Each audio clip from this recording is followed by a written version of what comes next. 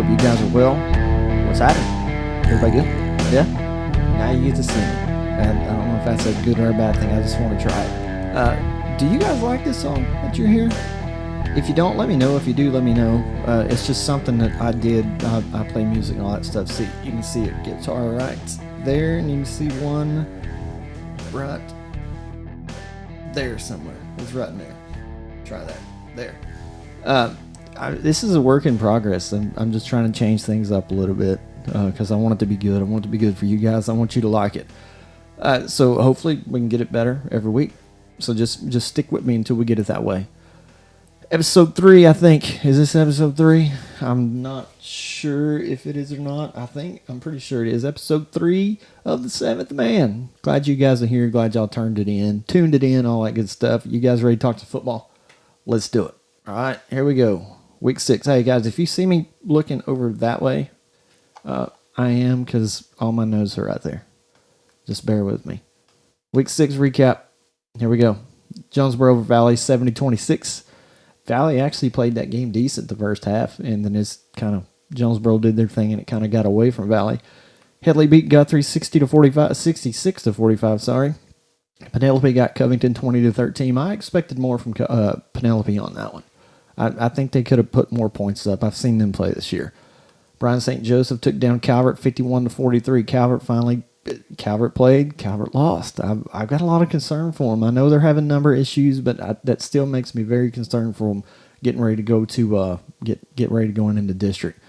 Harvest over Dallas Lutheran 64-42. Harvest, sorry guys, I haven't been giving you enough attention. I've kind of you guys are better than what I thought y'all were, honestly. Texas School for the Deaf with a big number 106 over New Braunfels Christian 67. Lameda over Rotan and a good one 48-44. Robert Lee popped Grady 65-52 on their homecoming. That's a good way to end it, man. You don't want to lose on your homecoming, but by the way, I think it was everybody's homecoming. Instagram was flooded with everybody talking about it's homecoming. That's pretty cool, though. St. Joe, I'm still saying you guys are underrated for sure. They beat Union Hill 60-22. Now the big score of the week. Strawn over Fort Worth Covenant 114-97. Fort Worth Covenant, man, you guys are giving up a lot of points the last two games. Like, granted, you played Richland Springs and Strawn, but still, that's a lot of points. And you've scored a bunch, too. Don't get me wrong. But tighten that defense up. Okay, Mr. Rigdon rushed for 383 yards on 20 touches with 8 touchdowns. Good job, bud. Now, I want to talk about Anton and Paducah.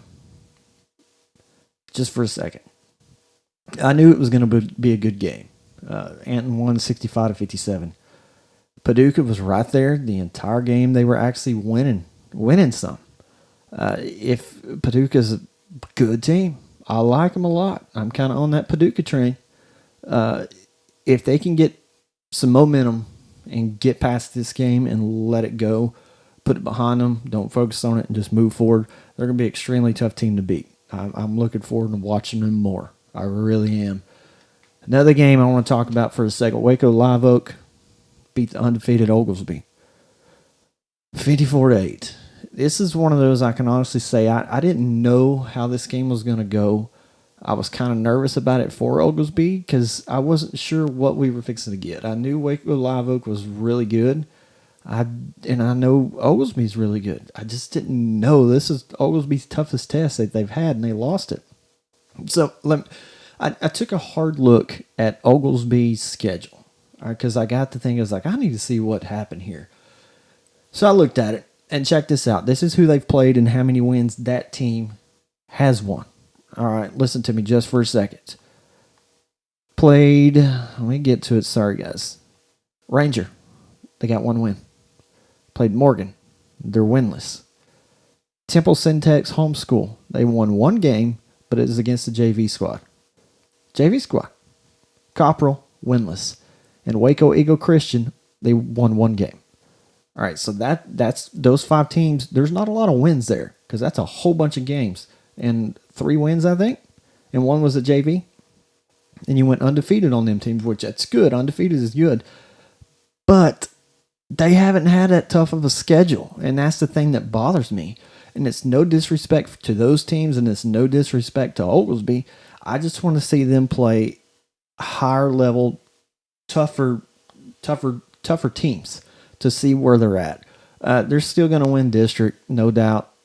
And I think, let's see, I think they will either get Calvert or Oakwood. I think that's how it's lined up. And from the way it's looking, I think they're going to get Oakwood. No, I think they'll get Calvert because they'll get the second place team out of that district. And I think Oakwood's going to win that district. That's for another day to talk about. So I'd like to see Oglesby play better teams, but there's nothing we can do about it. It is what it is. One more game I want to talk about. Not very long. I hate it for these guys. Borden County and Morgan. Borden County was winning 14-8, and the game got called in the first quarter because of weather. And I hate that. I hate that for those guys. They've had nothing but bad luck this year from the schedule that they've had, and they were going to win this game, no doubt. I really feel like they were going to. And this was going to be the start of a downhill battle for them where they were going to get a whole bunch of wins going into the playoffs. And this kind of kicked it in the butt for them, and it sucks for them. I hate it for them. Like I said, they were going to win. I without a doubt, I think so. I do still say they're going to get first, and I still say that they're going to win out in district.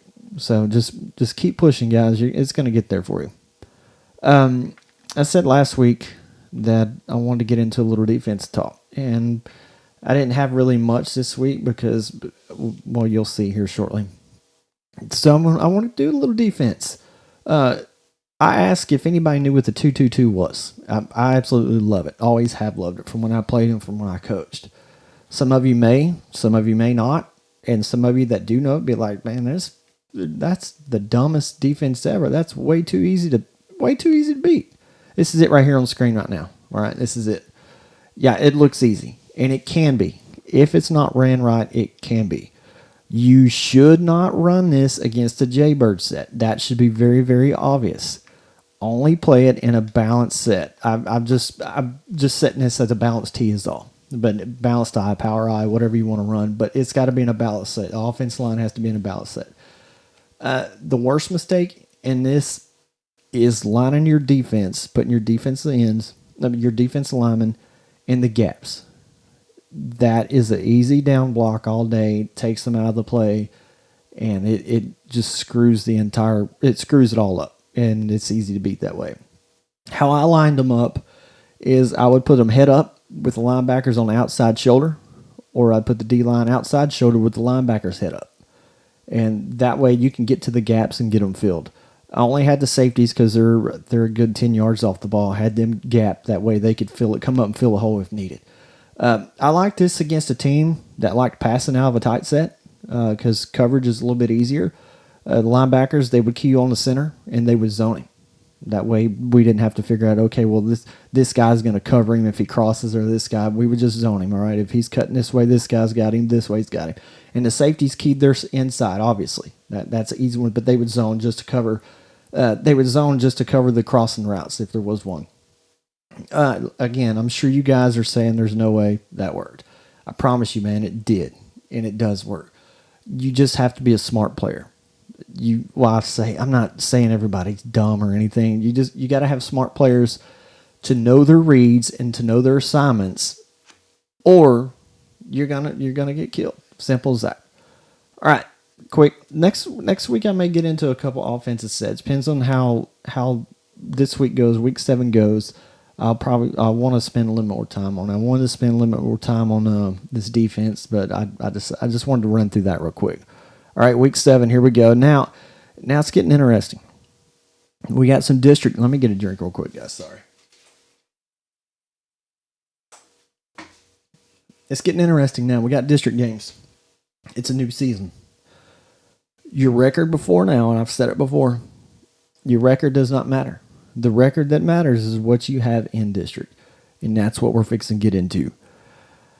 I want to focus on just a couple games for this week. I know in the last 2 weeks I've rambled on about just about every game I could think that had some kind of significance. But these are just some that stuck out with me for some reason, and that's what I want to go over. First one, Union Hill and Leverage Chapel. This is a big game for both teams. I think it's going to determine who wins that district. I really do. And Campbell's going to be right there behind him. I don't think Campbell has enough to take over first or second. I don't think they're a playoff contender, but they can stir something up and get somebody in trouble. Easy, very easy. Union Hill, they've been struggling. Everybody knows they've struggled all year. And Lovers Chapel seems to be getting it together now. I think number 4, that kid is really fast. I think it's number 4 from what I've seen. I think. That kid's really fast. And they've won the last 2. One of them was against Trinidad, and they beat Oakwood this past week. That's a good win for them, a real good win. They seem like they're getting it together, and they got some momentum. And I think they're going to win. I think they're going to win this week, and I think they're going to win their district. And I think, I'm pretty sure Union Hill will finish second in it. Next game, Bonham at Milford. You may think, why this one? Well, this district is different this year. Normally, it's the Blum and Milford show if you think about it. Usually those 2 teams are really good, lots of talent, but both of them, they're struggling. They really are, especially Blum. Milford's struggling, Blum is struggling. Look at the records. Just look at them. Look at their stats. Look at everything. Bonham's been decent. I think they started 4-0. I think they started undefeated, and then they hit a couple teams that kind of punched them in the jaw. They're winning games, though. They're winning more games than those 2. They're playing better than those 2 teams. Again, this one could possibly determine who's going to win that district. Blum could come alive, and I mean, they're not the strongest district anyways. Even when Milford and Blum were, well, I'm not going to say that, but they're just not a strong district right now. But we can't forget about Avalon either. Avalon's not bad. So they're going to be they're better than Campbell in the other district, but they're going to be kind of like Campbell and can stir something up and cause problems for somebody. If not, get a playoff spot. I mean, that's a possibility. Everything's a possibility in that district, no doubt about it. But I'm going to go with Bonham against Milford. I just think they're a little bit better of a team right now. They're not struggling like Milford is. Division 1, District 13. Going 6-0 Santa Ana against 4-0 Baird. We're all positive, pretty positive, May is going to win this district. It's in the bag for them. Okay? But there's going to be a battle for the second spot. There's going to be a battle for the second playoff spot. There's going to be a battle for the second playoff spot. Santa Ana, Baird, Lincolnville. And a lot of people are discounting Gorman, but you can't. I don't think you can. I really don't. Like the other 2 districts, I think Campbell can cause a stir. And I think they have a better chance at doing it than the other 2 districts. So this is, for some reason, this one's got my attention. This district does. If somehow one of these teams beat May, it would light the world on fire. It really would. It would blow my mind, and I think everybody else's. I don't think anybody's going to beat May, but you never know. I've seen crazy things like that happen. I picked this game because it's going to start the battle for that second playoff spot. A crazy battle, and it's going to come down. I really think it's going to come down to the final game, one of the final games, to determine if there's somehow a tie or whatever. You never know. And any team can get it, and that's including Gorman. They can get it without. It's crazy. But I'm going to go with Santa Ana winning this game. A reason why, they got a lot of confidence. I've seen it from the players. They got a lot of confidence. I think they got a chip on their shoulder, and I think they're ready to prove something. So I'm going to go with Santa Ana. Yeah, I know there's a couple other districts that are like this, that are going to be tight like this, that it's going to be dogfights. But for some reason, this one, it just grabbed my attention. There's no reason for it. I just saw it, looked at it, and I was like, yeah, I want to go into this one. Next week, I'll look at the other ones and get into them for a little while. Now, something that I want to talk about now. Ever loved rankings? Not the team, I'm talking about rankings. I'm starting to dislike them very much. Too many people are focused on where they're ranked instead of their actual game. And some of the rankings are not indicative of how good a team really is or how bad a team is. We know who the good teams are. We know where the middle of the road teams are. We know who the bad teams are. You don't need a number to tell. We don't need a number to tell us who is where. We don't. I do my rankings, and I've said it before, based on a rating system. I have a mathematical equation. I promise you I'm not smart, but I figured this out that actually works to determine where their rank is. And honestly, I don't agree with some of them. And I've told people that. I don't agree where I've put somebody, but I don't go off of, okay, yeah, I'm putting this person here, I'm putting this person there, I'm putting this team there. I go off that equation.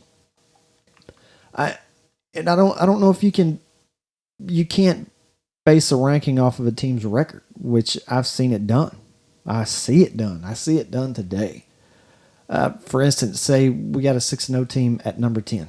This is just hypothetical. This isn't how something is right now. I've just made this up. Say we got a 6-0 team at number 10 and 3-3 at, say, 18. All right. You compare their scores, their points allowed, points made, point differential, toughness of each team's schedule, blah, blah, blah, all that good stuff. It can show you that the 3-3 team is better than the 6-0 team. You can line both of those teams up 5 times, and the 3-3 team beat that 6-0 team every single time. So why is that what puts that 6-0 team above the 3-3? The record? That's not right. You cannot do it that way. I want to use it happens a lot, man. I want to use Calvert, guys. No disrespect, Calvert, at all. But this is something that I saw today, and it blew my mind. There's one place I get scores from. They have rankings. And some of you guys may know this or have seen it and use it. But I looked at their rankings today, and again, no disrespect, Calvert. They've got Calvert ranked at number 4. We all know they're not a number 4 team. There's no way in this world that Calvert is a number 4 team. And I don't know what it's based off of. There's too much inconsistency of everybody's rankings, from mine to theirs to this to that to there to everybody. Because if everything was the same, we'd all have the same people in the same spot. Yeah, granted, some are even matched up with other places, but there's still too much inconsistency. When we come up, I say when somebody comes up with one system that everybody agrees on and all that, no ranking is going to be true. And that's why I'm not liking them. And if you notice, the only ones I put out this past week is for the private school, and that's because I said I was going to. I promised everybody. And that was a combination of D1, D2, D3, TCAF, all those private schools. I just combined them off of a rate, and that took me forever to do that because there's so many teams. So many. It took me forever. But again, there's too much inconsistency to determine a true ranking for a team. And until we come up with one ranking system, we won't have a true one. All right, that's going to segue into something that bothers me as well. The word upset. What is an upset? What is it classified as? People base an upset off of rankings. And I don't think you can do that. Say number 15 team beating a 9. They're similar. I don't consider that an upset. They're similar teams. They're on. Why is that number 19 ahead? Why? The number 9 may be better, but what's to say that the 15 can't beat the 9? Why? What's the reason? What is the reason? Just because they're lower seated, lower number than that 9? To me, they're both good teams, or they wouldn't be where they are, where whoever has placed them at. To me, an upset is a number 47 beating a 9. That is an upset. Nobody expected to see that. Nobody thought that outcome would ever happen. That's one of those where you go into it automatically thinking, we're 45 on them. This team's getting 45. We're going on at halftime. But instead, that's not the case with a lot of people, and I see it a lot. A lower seed beats a little bit higher seed, and that's an upset. I don't agree with that. And I'm going to go back to the bracket and ranking game.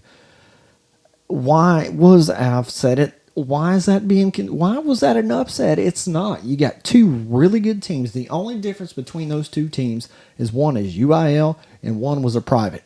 That's the only thing that separated, though. And I told y'all, I said it. You could put them head to head 10 times, and it could go either way every single time. Every single time. That is not an upset. I do not consider that one at all. Just because it's a private school doesn't mean jack. And I said that too. So let's get better on the deciding what's an upset, what isn't. Okay, boys and girls, this is a lot of fun. It really is. I'm kind of short today. I love interacting with you guys. I love getting feedback, which I get it quite a bit. Even when it's negative. Honestly, I hadn't had too much negativity, and I appreciate that, but I want to hear it. That way I can get better. So if you're thinking something, let me know. And because I like to fix it. If I'm wrong, I want to fix it. I like hearing your opinions, and there's been some good ones. I get DMs every single day from different people talking about a game. They're just talking football. I can do that all day, guys. Keep it coming, please. Again, and I'll say it every week. If I don't mention your team, it's nothing. Please don't take it personal. There's just so many teams, and I'm trying to get everybody some kind of coverage. Trying to get everybody involved. I know some teams I may talk about a little bit more, but maybe they're in a more important game, I guess you can say, which every game is important, but maybe a harder battle, I guess. I don't want to sound like never mind. Just please don't take it personal. I'm going to get you guys some coverage, I promise. When I am posting scores on Thursdays and Fridays, if I miss your team, shoot me DM with it, all right? Because I usually have my laptop out, or one of my laptops out, sometimes two laptops out, plus my phone. Because I was watching the Strong game, and I had a laptop out Friday night. And I watched the ranking game, too, at the same time.